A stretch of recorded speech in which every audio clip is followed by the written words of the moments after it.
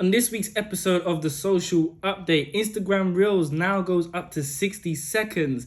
Instagram also add some extra features to protect the young users on the platform.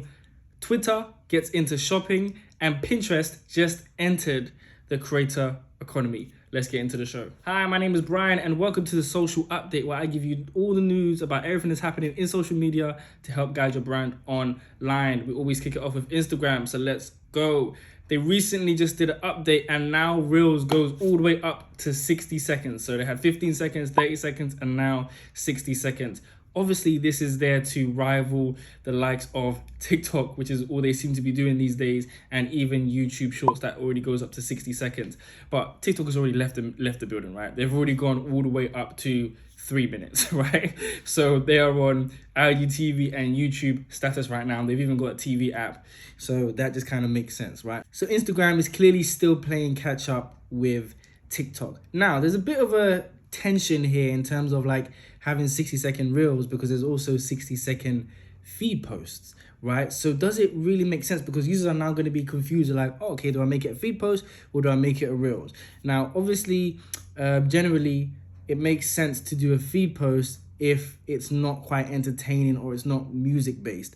But it doesn't make sense to do a feed post if you want to get maximum reach, because Instagram is showing us that all the reach is in the Reels tab. So in terms of adding it up to 60 seconds, it's now a little bit confusing, because Reels is primarily like a content creation tool, right? Whereas if you're posting a video in the feed, you've already created the video elsewhere and you're just simply uploading it, right? There's no editing features per se for videos in feed, but there is in Reels. So kind of technically, why didn't they just make it one kind of thing in terms of like, oh, hey, you can edit a video and you can post it to Reels, or you can post it to your feed, or even post it to IGTV, right? Because it's all getting a bit convoluted and confusing. But nevertheless, you can now post your Reels up to 60 seconds. So there's no more talking too fast or rushing things or speeding it up when you don't need to, because you get that full 60 seconds length of Reels, right? Let me know if you've got it, because I know some people haven't got it yet. It's still loading. If you haven't got it, I haven't got it.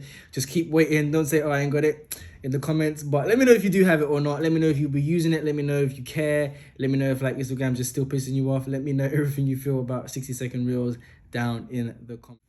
Hey, if you love the show, like I love the show, because I know you love the show because you're watching it, there's an option to sponsor the show, right? So you will get your name in the credits at the end of the show. If you want to keep this show going like I want to keep it going, you can sign up to my Patreon and get the updates as they come out. So obviously this show is once a week and I chop it up and I post it throughout the week. But if you want the updates as they come, as I'm researching them throughout the week, that is what you'll get in that tier, as well as your credits in the show. So you can effectively be an executive producer, right? So there's a link in this description. It's to sign up to the Patreon. Go and check it out. I've got multiple tiers on there, and I would love to see you on my Patreon and support the show and become a sponsor of the show. Thank you. Let's get on with the show. Instagram also just added a couple of new safety features aimed at young users on the platform. So first of all, if you're a teenager, when you sign up, they'll be asking you for your age, right?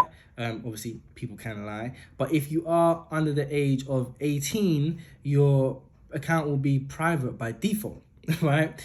And now, just to note that, again, they stole this idea from TikTok. TikTok did this in January, right? But to know, Instagram also had some other features that they implemented a couple months ago, where you can't, as an adult, you can't message younger users on the platform, right?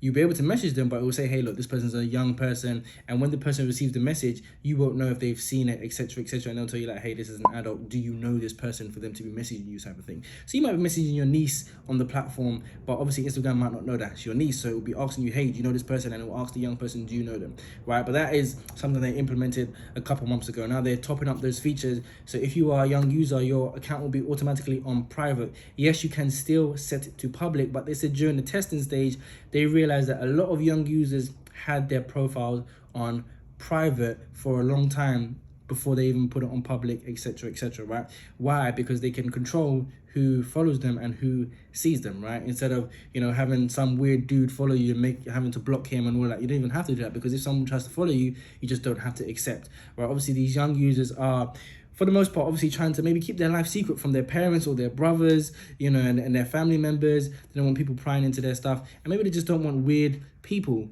following them and finding them, right? Maybe they're not necessarily trying to build maybe they're not necessarily trying to be a content creator or be an influencer or trying to build a profile or anything. Maybe they're just on here to have fun and connect with their friends, so they don't necessarily need to have an open profile, right? So that's a really, really useful feature there. The second feature that they implemented for younger users is you won't be able to target them via advertising. Now, obviously, it's going to take a little blow to your advertising budget because maybe that's what your brand does. It has a younger user base. But maybe what kind of brand has like under 18s that's advertising on Instagram? I don't really know. Maybe McDonald's.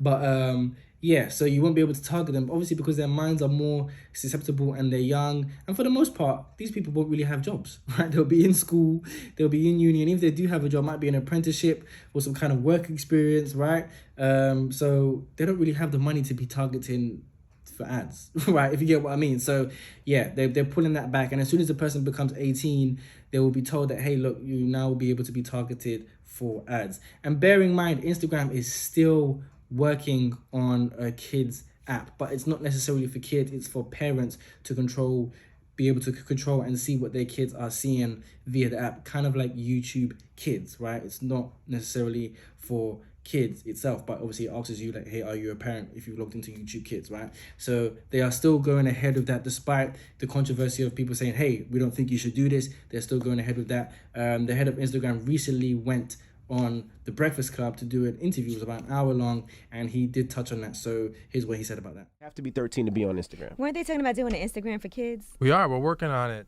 The issue there is we know there are kids who want to be on not only Instagram but other social media platforms, and we know that it's difficult to verify age. If you're 12 or you're 13, you don't have an ID. There's no real way for us to verify age and not get it wrong some of the time. So in that world, and we think that the most responsible thing to do is to give kids access to Instagram in a way that gives parents both transparency and some oversight, some control. That's just going to be a healthier, safer place. It has to be. We also knew that as soon as people found out that we were working on that, we were going to get a lot of heat for it. But it's the right thing to do, so we got to do it. So we're working on it. There's a lot of regulation to comply with. There's a lot of safety concerns to work through. It leaked before we were ready to talk about it, so we don't have a lot of the answers yet. But it's definitely something that we're working on because it's something I personally believe will be a much healthier, safer place to be. So let me know what you think about the features for the young users on the platform down in the comments. So obviously we all heard a couple of weeks ago, Instagram said they are no longer a photo sharing app and they will be diving very deeply into 4 areas, which one of the areas included video. But we already know this because Instagram has about 4 or 5 ways that you can create video on the platform. Now, I am a soothsayer. I just thought I'd get that out of the way. I could predict the future. I'm joking. So I said in a tweet that I wouldn't be surprised if Instagram changed the Explore to a full screen feed and you have to kind of scroll in there, kind of like the home feed or kind of like stories, right? Or kind of like reels, because that would make a lot of sense. Now, they have been seen to be testing, which is still the idea from me, I just want to clarify that. They have been seen to be testing full screen Explore page, right? So the Explore page will look the same, but as soon as you click into a picture, it will become full screen. If it's a carousel, it will become full screen carousel and you will look through it like the stories, right? So it will look like the Reels tab or IGTV or stories, because this makes sense. So I really, really like this feature and I hope they will implement it because it makes sense. So if you are doing video on mobile or doing anything on mobile, the best bet is to take up as much screen real estate as possible, right? It engulfs the whole screen. TikTok does it, Shorts does it, Reels does it, Stories does it, Live does it. It takes up the whole screen because that is what mobile video needs to do to have the best experience. If we're looking at videos like this and it takes up like a third of the screen, that's not the best experience you can get for a video on mobile, right? That works with TV or desktop because that takes up the whole screen. That is the ratio of the screen, but the ratio of mobile is vertical. So this is a really good feature. It will probably be quite controversial and tick a lot of people off because they don't like changes on Instagram. And Instagram, just to be honest, just changing too many things. So, but here we are. Anyway, so I really like that feature. Let me know what you think about that and if we can expect it. Hopefully they will implement it because I know they're always testing stuff that they implement a year, 5 years later. But I really like that feature. Let me know what you think about it down in the comments. So every single social platform seems to be getting into shopping, right? You know, it started with Depop and Gen Z just blew up on Depop.